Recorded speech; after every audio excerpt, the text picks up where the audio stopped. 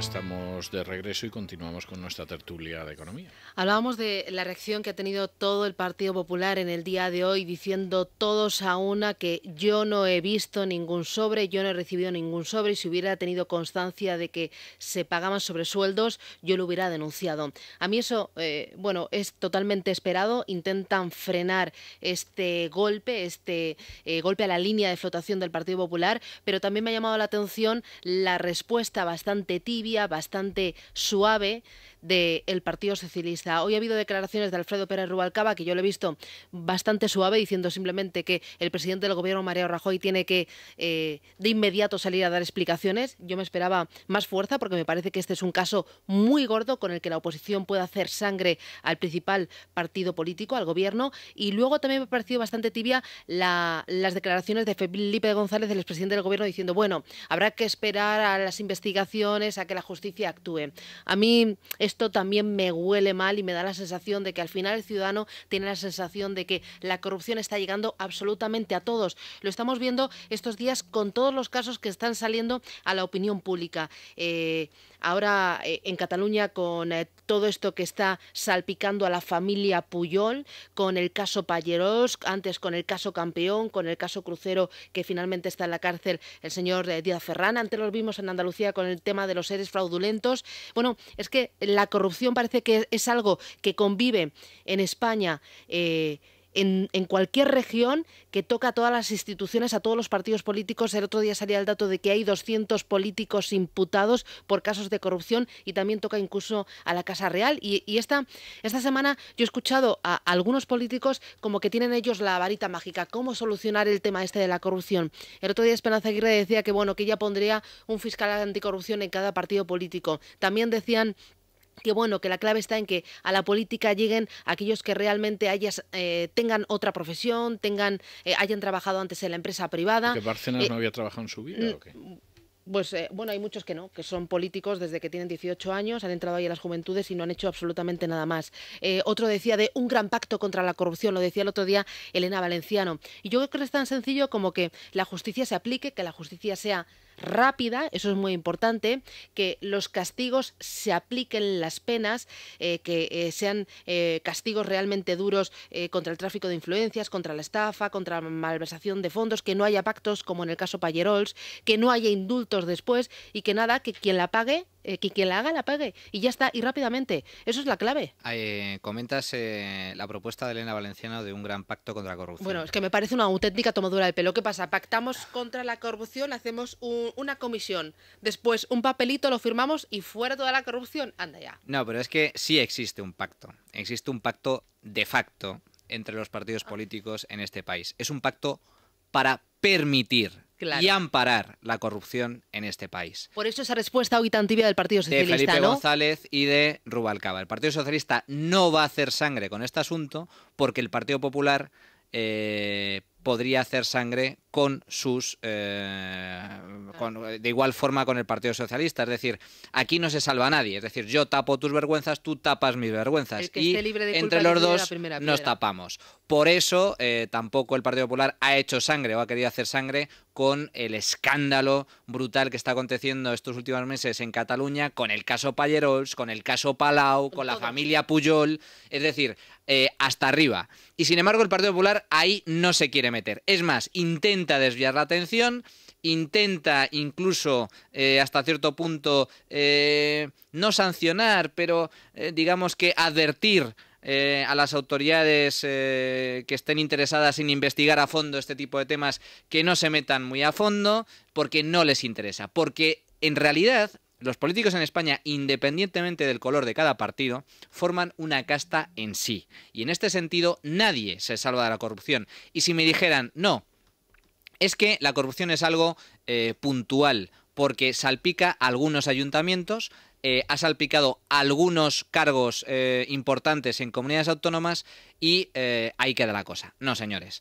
La corrupción va al tuétano. La corrupción está instalada en este sistema político porque afecta de forma estructural y permanente a la financiación de los partidos, a los cargos públicos electos en los ayuntamientos, en donde la inmensa mayoría de ellos se financia vía comisiones, en donde la inmensa mayoría de los cargos municipales se enriquece vía comisiones, en donde los altos cargos de las comisiones de las comunidades autónomas estamos viendo día tras día, caso tras caso, que existe una corrupción generalizada como el ERE, los ERE de Andalucía, los fondos de reptiles, el tema de Cataluña, etcétera, etcétera. Porque si se cobran comisiones a nivel local, pues ¿por qué no se van a cobrar también a nivel autonómico? ¿Y por qué no se van a cobrar también a nivel de gobierno central o a nivel de partido?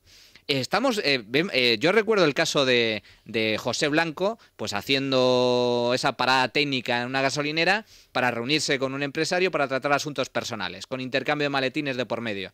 El tema famoso de la comisión del 3%, que al final no es el 3%, sino el 5%, que denunció en su día Maragall en el Parlamento catalán. Es decir, es que eso está institucionalizado. Eso es estructural. Eso no es un problema puntual. Entonces, por lo tanto, el pacto, claro que existe un pacto. Existe un pacto entre los partidos políticos para que llevárselo crudo, enriquecerse todos a una, intentar que si sale algún caso, pues no meter demasiado el dedo en la llaga. Y el segundo punto importante, hablar de un fiscal anticorrupción en cada partido político. Lo ha propuesto Esperanza Aguirre. A mí la propuesta me parece perfecta. Yo ha propuesto una especie de vigilante que sería el equivalente al fiscal anticorrupción en cada partido político. Pero vamos a ver. Lo importante es que la ley se cumpla. No, al que mete la mano en la caja, que pague. Y todo lo demás, pero ¿qué tipo de alcantarilla es un partido político para que tenga que tener un vigilante especial? Porque, o sea, ustedes imagínense cómo se sentirían si de pronto un día llegamos a Radio Federico yo y decimos, bueno, aquí que desaparecen las cosas vamos a tener que nombrar un vigilante especial. Y uno diría, pero bueno, pero esta gente ¿en qué ambiente trabaja? Entonces, claro, que Esperanza Aguirre, que es una persona sensata, diga que los partidos políticos hay que montar una especie de dispositivo para que no roben, y es para decir, pero bueno, aquello que es la cueva de Alibaba. Pero es que fíjese, aquí parece es que es así. Que hay dos realidades totalmente distintas. Hay una realidad que es la de la mayoría de los españoles, que estamos totalmente estrujados por la subida de impuestos, por los ERES, por el paro, por la subida de las tasas, por los recortes, los ajustes en sanidad, en educación, y al mismo tiempo hay otra realidad que es la de los maletines que viajan a Suiza y Ginebra, la de las bolsas de basuras también que buscan refugio en Ginebra, en Suiza, en las Islas Vírgenes, en las de los bolsillos sin fondo de un dangarín. Es que parece tremendo, y al final todos estos escapan, porque fíjese lo que ha pasado ahora con el caso Pallerols, que 15 años después resulta que finalmente hay un pacto, devuelven el dinero que robaron hace 15 años, que fíjese ahora ya lo que será, y ya está, y aquí no pasa absolutamente nada. Y nadie dimite ni responsabilidades penales ni políticas ni nada. Una es el pacto. Usted sáltese un semáforo. En ámbar, no digo en rojo. No, vamos, me consta. Usted deje de pagar perfectamente, en esta declaración del IVA que le toca. O presente algo. usted con retraso la declaración del IVA. Ahora, ¿qué le toca? Bueno, ¿Qué le va a pasar? Y eso sin contar las veces que la Inspección de Hacienda decide hacer una interpretación creativa de la ley y entonces interpreta la ley en contra de cómo la ha interpretado en los últimos 10 años. O el otro día, el hijo de Pujol. Y no le queda más remedio al contribuyente o que dejar que le peguen el hachazo, que es una arbitrariedad y una ilegalidad, o meterse en pleitos con Hacienda. Y al mismo tiempo, los argumentos que utilizan para intentar escapar. El otro día yo recuerdo a Jordi Pujol en una entrevista que le hicieron en televisión, maleducado, prepotente, a la defensiva, insultando a las presentadoras, diciendo ¿qué leches es esto de la UDEF? Bueno, y yo digo, pero madre mía, este señor que qué respeto tiene y que me parece tremendo. Y cuando también uno de sus hijos, que al parecer tiene supuestamente no sé cuántos millones de euros en Suiza, dice, no, es que debe haber otro Jordi Pujol Ferrusola. Hombre, si todavía se apellidara Pujol González o Pujol García, todavía lo entendería, pero digo, es que somos tontos los españoles. No, hay un problema de fondo. Los políticos en este país se creen que están por encima de la ley. Están, de hecho, por encima de la ley. Y lo demuestra casos como el de Pallerols, en donde se alcanza un acuerdo con la Fiscalía totalmente bochornoso y aquí paz y después gloria. O se observa igualmente cuando el gobierno de turno, ya sea del PSOE o ya sea del PP, se pone a publicar amnistías una tras otra para condonar delitos de corrupción política, independientemente de cuál sea el partido, porque el propio Gallardón ha perdonado delitos de corrupción a miembros de Convergencia. Bien, esto es algo totalmente institucionalizado. ¿Cuál es el problema de fondo? El problema de fondo es que evidentemente están por encima de la ley porque no hay un contrapeso en este país, porque la justicia no es independiente, porque la justicia está politizada, porque los partidos controlan a los jueces, porque los partidos controlan a la Fiscalía, sobre todo a la Fiscalía. Controlan a al órgano de gobierno de los jueces. Los jueces, por suerte, siguen teniendo un estatus de independencia, pero se ven presionados, con fuertes presiones, por parte de la propia cúpula judicial para responder a las exigencias y demandas de los políticos en cada caso. Es sabido, porque esto ha sido denunciado por la propia policía, es sabido que cuando salta un caso de corrupción o algún tipo de escándalo financiero en donde están implicados políticos o saltan nombres de políticos, lo que suele suceder en el 90% de los casos es que ese expediente se guarda en un cajón. La investigación no sale adelante. Y cuando sale adelante, porque ya es algo totalmente escandaloso, se intenta retrasar, se intenta, como ha sucedido en el caso de Convergencia, durante 15 años y finalmente una vez que hay condena, pues se perdona. Si es que ese es el problema, ese es el problema. Y mientras no haya una justicia totalmente independientemente de este país, no habrá solución al problema de la corrupción política. No hay separación de poderes. Ese es el problema. Y por lo tanto, un Estado que no tenga separación de poderes no se puede llamar un Estado de derecho. No lo es. Es cierto, eso decía el abate Sieyès. Pero claro, además eso el abate Sieyès lo decía en un momento en que el antiguo régimen era una serie de castas privilegiadas que vivían sobre la mayoría de la población. No quiero forzar el paralelo histórico porque me parece obvio. Y claro, la conclusión a la que llega Sieyès es, bueno, esto es intolerable. Pero aparte de que es intolerable, no hay separación de poderes. Y si no hay separación de poderes, es que no hay Constitución. Esto es elemental. Pero es que en un proceso de una perversidad política y moral verdaderamente notabilísima, nosotros hemos ido construyendo un Estado que es anterior a la Revolución Francesa. Es decir, no hay separación de poderes. Existen unas castas privilegiadas que en parte son las que han existido a lo largo de la historia de España, más otras nuevas que son tan rapaces y tan voraces como ellas. Y encima, para terminarlo de arreglar, hasta dentro de lo que son los derechos ciudadanos, el ciudadano desaparece y entra en los territorios, como en el feudalismo en la Edad Media. O sea, lo que está sucediendo en España es un proceso de una perversión tal que simplemente para estudiarlo en el plano teórico es apasionante.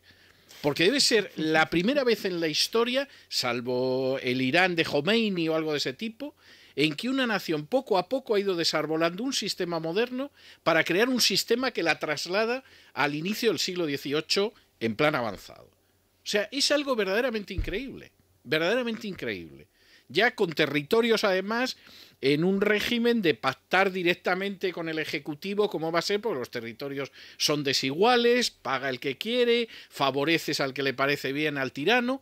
O sea, esto es algo, pero absolutamente inusitado. Un sistema feudal en donde cada casta controla lógicamente, controla su territorio, no me pises el mío, vamos a llegar a un acuerdo. Claro, como siempre pasa con las castas. Y después hay algo de fondo que también es perverso, porque la información que ha publicado hoy El Mundo, el tema de del pago de sobresueldos mediante sobres en dinero B, la caja B del Partido Popular, es algo tremendo, porque revela un trasfondo de hipocresía brutal. Hay que fijarse bien en lo que se está diciendo. Es decir, dinero negro en un partido que está ahora mismo gobernando. Un gobierno, además, que le ha declarado por activa y por pasiva la guerra al fraude fiscal. Señores, al fraude fiscal. Y resulta que este mismo partido es el que presuntamente ha estado repartiendo dinero negro por toda su cúpula proveniente del cobro de comisiones. O sea, hay que tener una jeta de escándalo para luego levantarse en el adalid del combate al fraude fiscal y que aquí se suben los impuestos porque hay muchos ciudadanos que no pagan. Bueno, pues para empezar, la propia cúpula del Partido Popular, en teoría, es la que no ha pagado impuestos, porque se ha evadido mediante el pago de comisiones y el pago de sobresueldos. Y dicho sea de paso, además le adelanto a usted que a mí las llamadas que me están llegando las últimas horas, de gargantas profundas, diciendo quién presuntamente ha recibido sobres.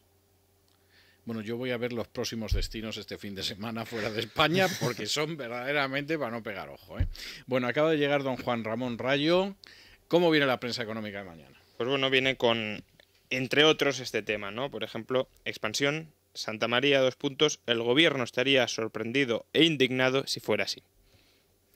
Lo de indignado parece que se les ha pegado, no sé si fuera así, ¿el qué?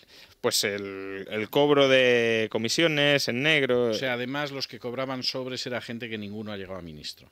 Y nadie conocía, ni... No. Eso es ejemplar, porque significa que los honrados son los que llegan a ministro. Eso es. Los otros solo cobran sobres. Y existe una absoluta separación entre partido y gobierno. Totalmente, no hay... totalmente. Eso es algo que se queda de su peso. De toda la vida de Dios. Pero bueno, hay otros temas también. Por ejemplo, expansión. La hucha de las pensiones se redujo un 5,7% en 2012. Lo mismo que el libre mercado. La hucha de las pensiones se vació un 5,7% en 2012. Hucha de las pensiones que se vacía... por la propia dinámica del sistema, no porque haya gente robando, que eso está mal, obviamente, pero que no viene de ahí el dinero, ni porque se rescate a los bancos, ni nada. Es decir, lo que está podrido es el propio sistema de pensiones tal como está configurado, y mientras no lo sumamos, pues tanto peor. Luego, en el tema de las pensiones hay que recordar que el gobierno ha hecho uso de unos 7.000 millones de euros y parece ser que la rentabilidad el año pasado, la rentabilidad de la deuda pública, hay que recordar que el Fondo de Pensiones está invertido casi más del 90%, casi el 100% en deuda pública española. Es decir, el gobierno ha utilizado la hucha de las pensiones para comprarse deuda a sí mismo. Es un fraude piramidal en toda regla. Bueno, es coger el dinero de la caja y decir, lo repondré más adelante, básicamente. Luego hay otros temas, por ejemplo, pues 5 días, el FROP da luz verde a la subasta de Catalunya Bank, veremos pues si la venden por 1 peseta o por cuánto como Banco de Valencia. Una noticia que no hemos comentado, pero que también daría para hablar mucho, de 5 días, la Generalitat se convierte en la dueña del Valencia Club de Fútbol. Es decir, parece que esto debe ser... ¿La de Cataluña o la de Valencia? No, la de Valencia. ¿La que está cerrando las urgencias por la noche? ¿Esta misma Generalitat? Porque no hay dinero. La la de Valencia. La valenciana. Ah. Bueno, esa es la que no tiene calefacción para los niños en los colegios, ¿no? Bueno, eso... Y la que no tiene tampoco para pagar a los proveedores de catering para los comedores de los colegios. La segunda más endeudada de España. Después de Cataluña. La primera es Cataluña, la segunda Valencia. Pero no tiene para los servicios básicos. Y lo básico, por lo visto, es comprar un club de fútbol y gestionarlo como una empresa pública. No, bueno, y ya no eso, sino que no tiene para bajar los impuestos, porque recordemos que esta comunidad ha subido el IRPF, ha reintroducido patrimonio, etcétera, etcétera. Más cosas, El Economista, ya que hablábamos de Cataluña, pide consumir productos de Cataluña para no perder empleo. Mira, bueno, que lo ponga por ley es lo único que le falta. Me voy a callar porque voy a acabar diciendo una inconveniencia. Dirá que es por patriotismo. Sí. No. Sí, el dinero en Suiza y a comer todos peras leridanas. ¿Ha visto hoy la exclusiva de la Gaceta? El dinero en Suiza, él sube los impuestos a los catalanes, pero sus hijos están empadronados en Madrid porque la fiscalidad es más baja en Madrid. Toma ya, son nacionalistas, pero no son tontos. Lo último. Bueno, pues expansión, lo hemos comentado también. El Eurogrupo debatirá cómo aliviar la carga de los rescates bancarios. España se juega 41.500 millones. Hay que ver aliviarle la carga a quién, porque este titular es muy engañoso, es decir, es a ver si le metemos la carga a los alemanes para aliviárnosla nosotros. No, solo un comentario con respecto al tema del club de fútbol, el Valencia Club de Fútbol. La cuestión es que este club estaba muy endeudado, tenía un préstamo con Bankia, creo recordar, de 80 millones de euros, no podía hacer frente a ese dinero y la Generalidad Valenciana hace 2 años, o creo que hace 2 años, en un gesto totalmente irresponsable, avaló ese préstamo. ¿Qué pasa? El Valencia no ha podido pagar y Bankia ha ejecutado el préstamo. Es decir, ha ejecutado el préstamo y la Generalidad paga, y por lo tanto, como paga la Generalidad, el avalista se queda con el club, 80 millones de euros, lo cual es tremendo, porque va a ser, creo que es un caso excepcional en la historia, por lo menos del fútbol español, que yo sepa que sea un club público. Ha habido algún otro, ¿Sí? pero más pequeño, pero Es conmovedor. En fin, aquí nos quedamos, que ya vamos bien servidos hoy. Doña Susana, don Manuel, don Juan Ramón, muchas gracias. Muy buenas noches, que tengan buen fin de semana. Vamos a tomarnos un respiro de cultura. Es la noche de César. Si tienes Cataluña.